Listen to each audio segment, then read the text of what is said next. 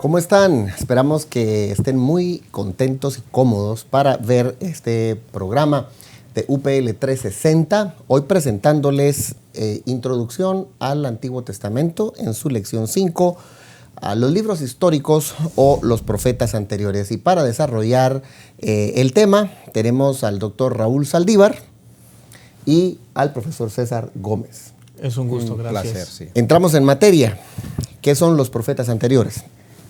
Bueno, es lo que se llama en el mundo griego los profetas, los libros históricos. Josué, Jueces, Ruth, primero, segundo Samuel, primero, segundo Reyes y Crónicas 1 y 2. Excelente.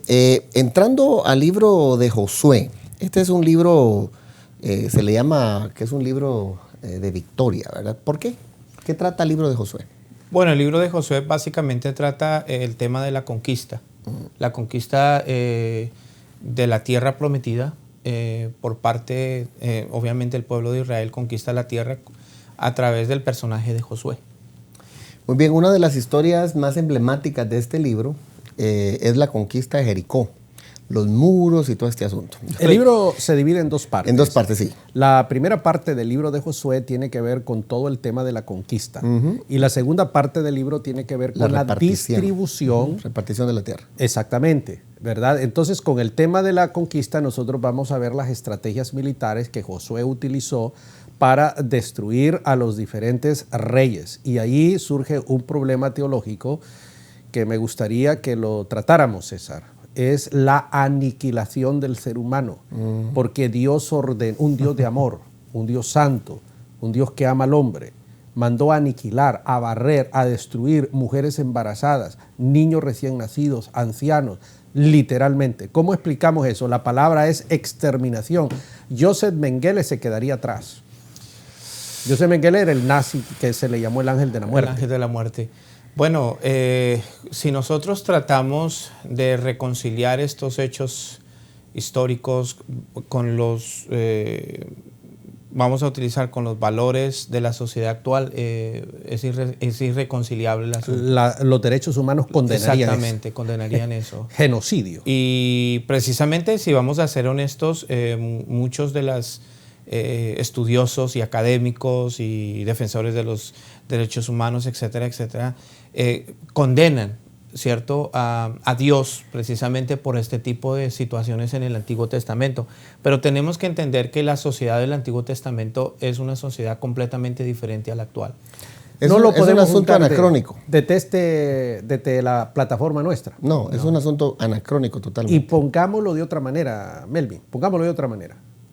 Si Dios da una orden de esa naturaleza, ¿quién pepino somos nosotros para decir lo contrario o cuestionar la voluntad de Dios? Lo que pasa es que el hombre trabaja o piensa desde una plataforma donde él piensa que él tiene la razón para cuestionar la soberanía de Dios. O desde la perspectiva del siglo XXI. Sí. Allá estamos hablando de 2000, 3000 años antes de la era cristiana. Bueno, yo quiero recordar a un personaje que, como Marción, por ejemplo, que él todo lo que tenía que ver con el Antiguo Testamento y ese Dios que mataba y hacía cosas, no lo quería en el Nuevo Testamento y por eso todo lo que era judío lo quería sacar. De acuerdo.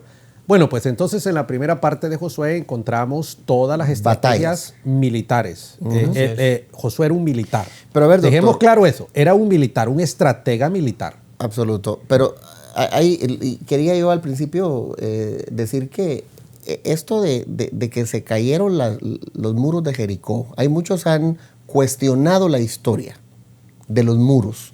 Realmente, tocando olla, se cayeron las piedras. Pues yo no puedo decir ni sí ni no, no he hecho el estudio. Puedo interpretar literalmente el tema si quiero, eso es como usualmente se nos enseña en la escuela dominical, pero como no he hecho un estudio del tema, no puedo ni afirmarlo, no puedo ni negarlo. Y guardo, no todo lo contrario. Exacto, guardo silencio. Sí, porque ahí aparece el tema también de cuando Josué para el sol, ¿verdad? Bueno, ya sabemos que eso no es cierto. Allí sí podemos entrar porque sabemos que el sol, eso sí ya lo podemos decir, ¿verdad? El sol no se mueve, es una estrella que está allí que es el centro del universo nuestro, y ya está, y se acabó. Pero ¿cómo conciliarlo? Porque solamente decir eso no es cierto, de pronto puede ser, entonces nos está mintiendo el texto. No nos está mintiendo para nada, porque ahí hay que hacer todos los análisis idiomáticos, los análisis culturales y todo, y los contextos. Yo nunca he hecho ese estudio, por lo tanto no tengo autoridad para hablar. Lo que sabemos es que el sol está ahí, que el que se mueve es la tierra, no el sol. Y la cultura antigua, no solamente en el libro de Josué, cuando uno analiza, por ejemplo, el libro de Eclesiastés en el primer capítulo, entonces es una cultura en la que creía que era el sol el que giraba alrededor de la tierra.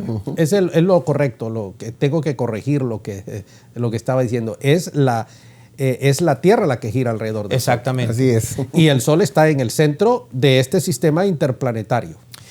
Entonces, el sol no se va a parar para que el día, solamente pensar en eso, imagínense, se desbordan todos los océanos. Sí, es totalmente cierto. Se desbordan todos. Mucho del vocabulario si la Tierra no hay que interpretarlo literal. deja de dar vueltas un milésimo de segundo menos de las vueltas que da, se desbordan los océanos. Quiere decir una catástrofe completa. Quiere decir que hay detalles que no hay que darles una interpretación literal porque nos miraríamos como tontos frente a la ciencia. Bueno, Josué es un libro de victoria. Hay batallas, hay conquista. Y distribución de tierra. Distribución de la tierra. El libro de Jueces. El libro de Jueces nos habla de uno de los periodos más oscuros, sombríos de la historia de Israel. Cuando muere Josué, no transfiere la antorcha a otro líder, en virtud de lo cual hay una anarquía política en el Estado de Israel. Cada quien hacía lo que mejor le parecía. Exactamente, y entonces el pueblo se vio influenciado por las prácticas paganas litúrgicas de los otros pueblos, y entonces ahí vienen unos círculos viciosos que ocurren con el pueblo que peca, que es castigado por Dios, que es liberado. Y a estos personajes que liberaron, no al pueblo en general, porque los jueces, hubo veces que había 3 jueces simultáneamente en el territorio. Y estos eran libertadores del pueblo y se les llama jueces, pero no en el sentido como nosotros entendemos un juez. Ahora, era un líder militar que Dios utilizó para liberar al pueblo de sus opresores. Una especie de caudillo. Sí, y claro, es importante recalcar algo que menciona el doctor Saldívar cuando uno comienza leyendo el libro de Jueces, después de que muere Josué y toda la generación que lo acompañaba, entonces no le supieron tampoco transmitir el temor del Señor a la nueva generación, y la nueva generación prácticamente se olvidó del Señor, y eso los lleva precisamente a una decadencia moral. Cuando uno lee el capítulo 19 de Jueces, uno se da cuenta, capítulo 19, 20 y 21, los últimos 3 capítulos, uno se da cuenta realmente la profundidad de la oscuridad y la anarquía en el pueblo de Israel, al hecho de que viene la historia de levita con su concubina, entonces un levita con una concubina, y obviamente después lo que la sucede. hizo pedazos y todo exactamente, eso. entonces 12 pedazos. Eso muestra la decadencia moral en la que el pueblo de Israel había entrado. Antes de pasar a los otros libros, ¿cuál de los jueces es el que más les impacta? Gedeón es un hombre espectacular, por ejemplo. Sí, me gusta esa historia de Gedeón. Hay muchas lecciones bíblicas que puedo sacar de Gedeón. Sí. ¿En tu caso? Sí. Bueno, me gusta Gedeón, pero también me llama mucho la atención de Sansón. La historia de Sansón le da a uno como líder grandes lecciones de vida. Sí, y bueno, ¿por qué no decirlo a Débora también? Me impresiona cuando el general le dice, si no vas conmigo no voy a ningún lado, ¿verdad? Creo que las mujeres ahí van a decir, yeah, eso me gusta, ¿verdad? Bien, pasamos entonces de Josué, un libro de victoria, a Jueces, un libro de decadencia. Vamos ahora entonces a los libros de Samuel, que vienen a hacer una transición a la monarquía. ¿Quién fue Samuel? Samuel es un individuo que es considerado el último juez y es, digamos, el eslabón entre la teocracia y la monarquía. Básicamente eso es, el eslabón entre la teocracia. Antes de Saúl había un gobierno teocrático. Este es el último juez y comienza la monarquía. Para tener claridad en estos términos, ¿cuál sería la diferencia entre una teocracia y una democracia? Utilizando la forma de gobierno de esta nación. Bueno, una teocracia es el gobierno de Dios a través de una persona y la democracia es el gobierno del pueblo. Actualmente, en el mundo en el que vivimos, tenemos una teocracia. Irán es gobernada por Dios, el Dios de ellos, de los musulmanes de Irán, a través de un ayatolá.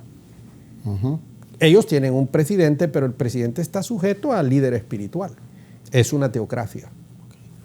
¿Israel vive en teocracia? No, Israel es un país democrático, tiene su Congreso que elige a su primer ministro. Esa sería una gran diferencia. Claro, tiene una democracia parlamentaria, se dice. El tema del libro de Samuel, ¿cuál es el tema en general? Bueno, cuando estamos hablando del tema del libro, obviamente nos habla a nosotros, entra el relato de cómo básicamente el pueblo de Israel desprecia el gobierno de Dios, ¿cierto? Y pide un rey. Y entonces ahí comienza el relato de la monarquía, pero también ahí aparece a través de la historia de Saúl, y luego viene la historia de David y también la cuestión mesiánica, ¿no? Con las promesas que Dios le hace a David. Entonces, yo diría que el tema es precisamente el comienzo, o uno de los temas, el comienzo de la monarquía del pueblo. Completamente. Y ahí tenemos a los dos, una dinastía que no fue dinastía, porque solo hubo uno de esa familia, y el inicio de una dinastía que esa es la que ha perdurado, la dinastía de David. Los tres primeros reyes, los tres son emblemáticos. Saúl, David, Roboán. Salomón. Salomón, perdón. Sí, Salomón. Roboán y Jeroboam son después de Salomón. Exactamente. Sí. Del primero y el segundo se han escrito, y aún de Salomón, ¿por qué no? Se han escrito cualquier cantidad de materiales que son realmente impresionantes, ¿verdad?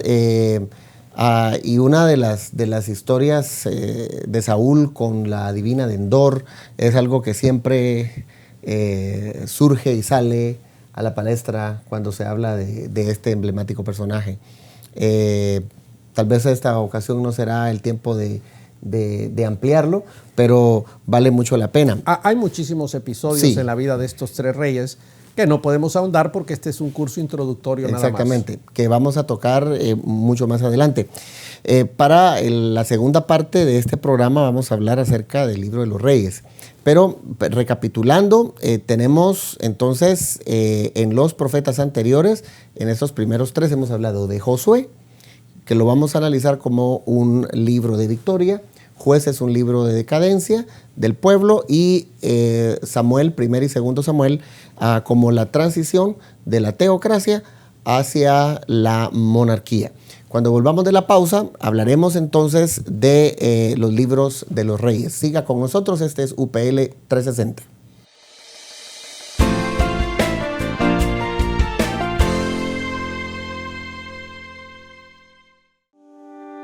Liderazgo Empresarial es el nuevo diplomado de Universidad para Líderes, diseñado para emprendedores, hombres y mujeres que cambian paradigmas, que miran al futuro, líderes con una nueva mentalidad, con estrategia, que trabajan en equipo.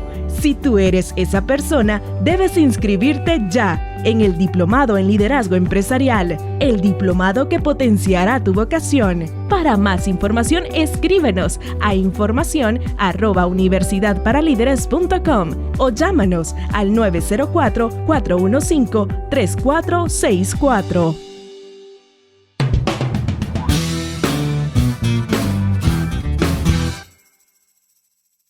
Continuamos entonces la lección 5 de los libros históricos o profetas anteriores, y ahora nos ubicamos en el inciso D para hablar de los libros de los reyes.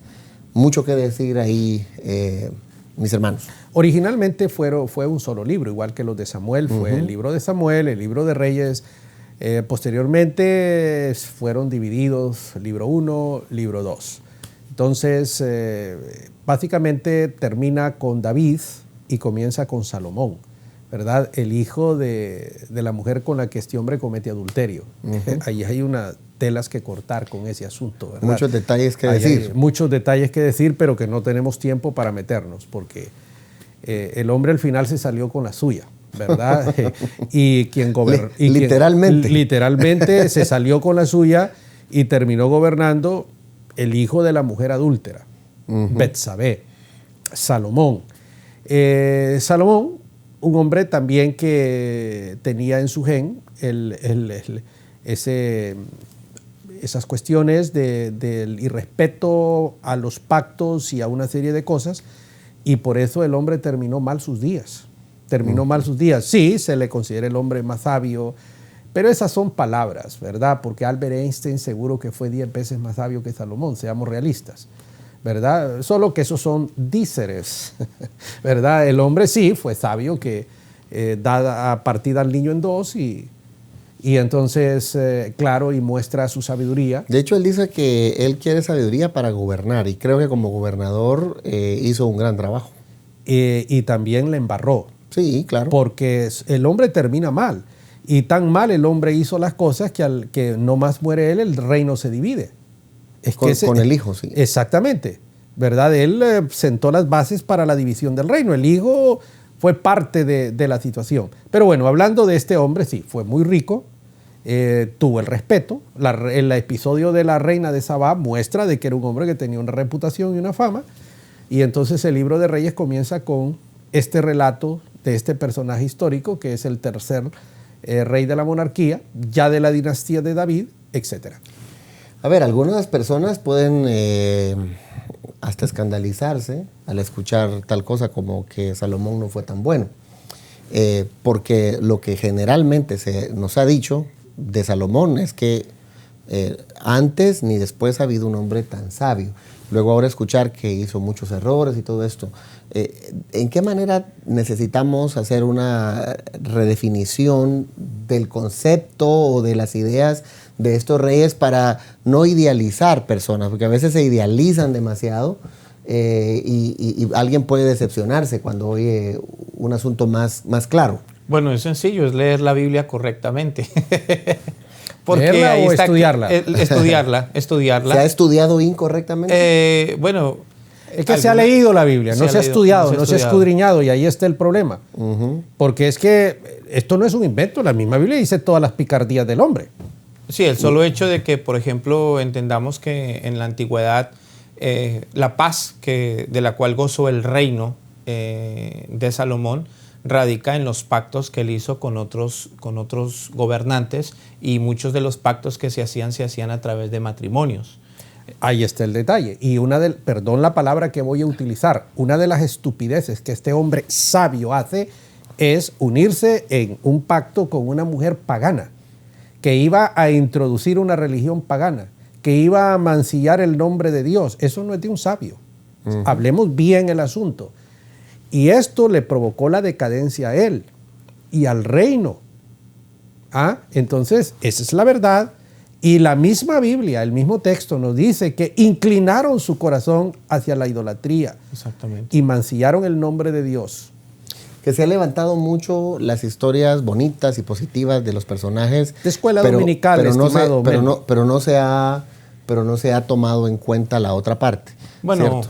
Cuando nosotros estudiamos y escudriñamos la escritura, nos damos cuenta que evidentemente los autores nos dejan ver las dos caras de la moneda. Nos presentan a los seres humanos tal y como son seres humanos, algunos de ellos con virtudes extraordinarias, pero también nos dejan ver cuál fue el talón de Aquiles de cada uno de ellos.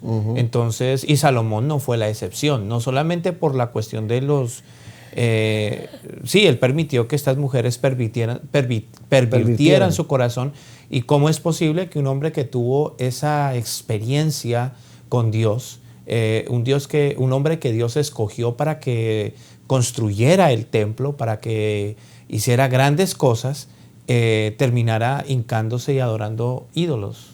Y si hablamos del papá, yo recuerdo en una ocasión al doctor Saldívar explicando en su libro técnicas de investigación y análisis, hablando de David.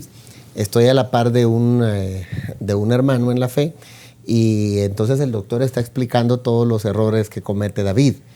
Y entonces él decía, pero para mí David voy a poner la palabra correcta, todas las perversidades. Sí, decía, para mí David es el dulce cantor de Israel, y el doctor Saldívar le está sacando los trapos al sol. Yo quiero saber cómo va a ser para redimirlo. ¿Cómo va a ser para redimirlo? Y al final lo hizo. ¿Por qué razón tenemos la tendencia a solo hablar de las cosas buenas, pero no a ver la otra parte? Es que no tenemos la tendencia de hablar las cosas buenas. El problema es que no escudriñamos el texto. El mismo texto nos dice las cosas. Nosotros no inventamos nada. El texto nos lo dice. Hay que leer bien el texto. Porque cuando yo estuve en la escuela Por ejemplo, dominical, a mí solo las cosas bonitas me hablaron. Salomón comienza su reinado asesinando a sus enemigos. Claro, hay un eslabón entre Samuel y Primero de Reyes cuando David le dice antes de morir, mira, estos dos ya saben lo que tienes que hacer. Palmarlos. Estos dos ya saben lo que tienes que hacer.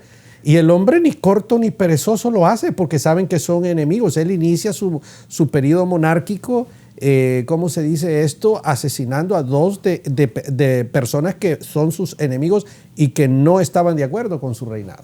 Exacto. Pero bien, pasemos de Salomón a su hijo Roboam. Salomón gobierna 40 años y llega Roboam. La Biblia nos cuenta una historia de los jóvenes, de los viejos, y que hay un rebelde allá llamado Jeroboam que divide el reino. Y este se bifurca en las 10 tribus y en las 2 tribus, la de Judá y la de Benjamín, y las otras 10. La primera es Jerusalén, queda como capital, y la otra queda que Samaria, ¿no? Samaria. Sí. Y entonces ahí ya no hablamos de un reino, sino hablamos de 2 reinos. El del norte y el del sur. Exactamente. Y lo interesante es que a partir de esa historia entonces hay una frase que se utiliza constantemente, que utiliza el escritor del Libro de los Reyes, y habla del pecado de Jeroboam, porque originalmente Dios había escogido a Jerusalén como la ciudad donde se debía ofrecer los sacrificios y adorar a Dios, porque ahí estaba el templo, pero Jeroboam se da cuenta que él tiene que establecer un culto religioso, y ahí el hombre también en Samaria establece la capital en Samaria, y entonces ahí viene donde él toma el becerro, ¿no? Y comienza una idolatría. Es que recordemos que el centro de la vida religiosa del pueblo ha sido el templo. El tabernáculo, sí. Ahora el templo. El templo, así es. Si el pueblo de Israel viene a Jerusalén a dar el dinero y adorar a Dios en el templo, entonces pierde el poder político Jeroboam. El hombre no es bruto y dice, no, yo voy a crear aquí un templo y yo voy a crear esto para que vengan a dejar el dinero y adorar aquí. El problema que no era Jehová, Yahweh. Vaya, Jehová en la versión Reina Valera, el Señor en la nueva versión internacional, sino que son ídolos. Y entonces ahí es donde viene esto. Lo interesante es que en el 721 a.C. sucumbe Samaria ante el poder de los asirios, correcto. Sí. Y en el 587 el otro reino sucumbe ante Nabucodonosor, ante los babilonios. Entonces, el final de los dos, con una diferencia de 100 y pico, casi 200, es la misma, cosa. Cayeron igual ante los poderes de los gentiles porque ambos se descarriaron. Como dice después el salmista, no hay justo ni a uno, no hay quien entienda, no hay quien busque a Dios. Ahora, la gran diferencia entre los dos reinos es que en el reino del norte tuvieron reyes malos y peores, igual en el del sur, pero la línea que después se interpreta como la línea mesiánica viene a través del sur y no del norte. Correcto. Es exactamente la línea de David. Y sí, en el reino del sur algunos reyes fueron buenos, otros fueron malos. En el reino del norte todos los reyes fueron buenos perversos, según lo que relata él. Exactamente. Y porque el criterio, si ustedes estudian el libro de los reyes, es hizo lo bueno ante Jehová, hizo lo malo. Y ese es el criterio de redacción. Exactamente. Obviamente hay algunos eruditos afirman que hay una intención y sí se deja ver, hay una intención en el escritor de Reyes, obviamente dejar ver que el reino del sur, Judá, la línea de David, por cuestión de preserva la línea de David y exalta el linaje de David por encima de los reyes que gobernaron en Israel. Y surge el signo de interrogación, ¿qué ocurrió con las 10 tribus? Y por eso surge la leyenda de las 10 tribus perdidas. Porque sabemos que las tribus del sur van a Babilonia y después de 70 años regresan con Zorobabel y demás. Pero ¿qué pasó con las que cayeron ante el poder de los asirios en el 721? Bueno, Babilonia después conquista Siria, ¿cierto? Y entonces se junta toda esa gente en ese imperio, pero efectivamente se asume, porque ya no hay ningún libro, por lo menos en el canon, que nos explique a nosotros eso, y de ahí surge la leyenda, porque hay una leyenda de las 10 tribus perdidas.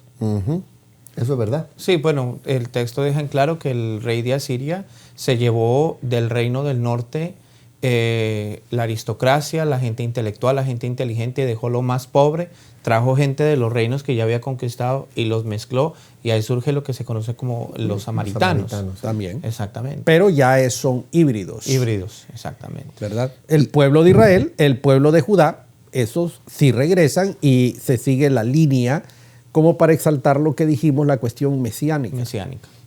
Y de alguna forma eso también será de alguna forma significativo ya en el Nuevo Testamento, que lo vimos, ¿verdad? Los samaritanos y los judíos no se llevan entre sí. ¿Viene de ahí la idea? Ahora, bueno, ahí surge la enemistad históricamente. Ahora, en el Reino del Sur, evidentemente hay una intencionalidad en el escritor de preservar el linaje de David. Me gustaría resaltar 2 personajes del Reino del Sur, que son, en primer lugar, Ezequías y el otro Josías.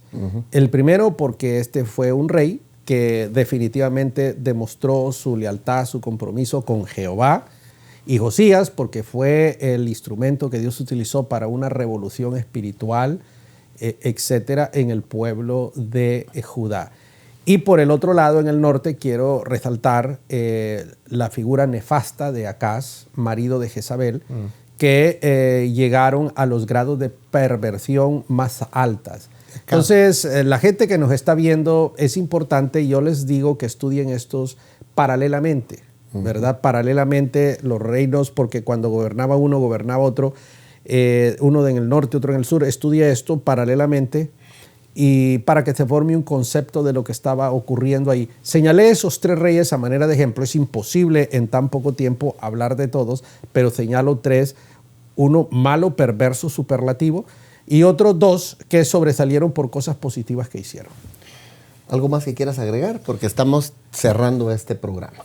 No, simplemente describe, obviamente, muestra el lado bueno y el lado malo del ser humano, ¿no? Y de los reyes que obedecieron y que desobedecieron al Señor. Muy bien, así llegamos al final de esta lección. Muchas gracias siempre por su extraordinaria contribución. Y con ustedes seguimos adelante. Siga pendiente de UPL 360.